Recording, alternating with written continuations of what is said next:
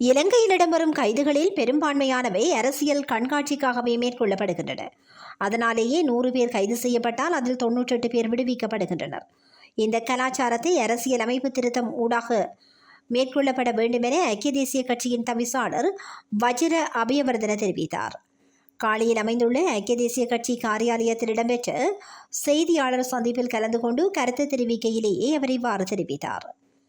தொடர்ந்தும் அவர் கருத்து குறிப்பிடுகையில், யாராவது ஒரு நபர் கைது செய்யப்பட்டால் அது தண்டனையாக கருதப்படுவது இல்லை என அரசியல் அமைப்பில் தெரிவிக்கப்படுகின்றது. ஆனால் இலங்கையில் யாராவது கைது செய்யப்பட்டால் தண்டனையாக அவருக்கு கைவிலங்கிடப்பட்டு அரசியல் கண்காட்சி இடம்பெறுவதை காணக்கூடியதாக இருக்கிறது.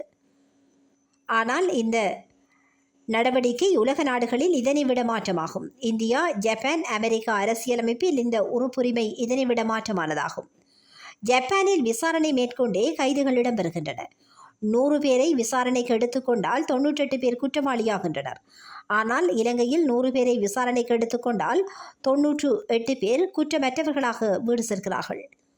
அதனால் இந்த கலாச்சாரத்தை மாற்றுவதாக இருந்தால் அரசியல் அமைப்பில் இந்த உறுப்புரைகளில் திருத்தம் மேற்கொள்ளப்பட வேண்டியிருக்கிறது. விசாரணைகளை பலப்படுத்த வேண்டியிருக்கிறது. விசாரணைகளின் அறிக்கையின் பிரகாரமே நீதிமன்றம் செயல்படுகிறது.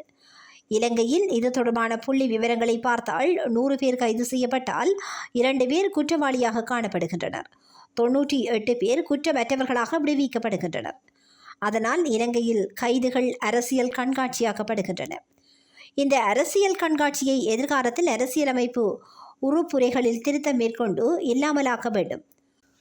குற்றச்சாட்டு ஒன்றுக்காக நபர் ஒருவர் கைது செய்யப்பட்டால் அந்த குற்றச்சாட்டை உறுதிப்படுத்த அவர்களிடம் இருக்கும் ஆதாரத்தை விட கைது செய்யப்பட்டவர் தான் நிரபராதி என்பதற்கு 95% ஆதாரம் இருந்தால் கைது செய்யப்பட்டவர்களிடம் அறவிட முடியுமான வகையில் அரசியலமைப்பில் திருத்தம் மேற்கொள்ள வேண்டும் என்றார்.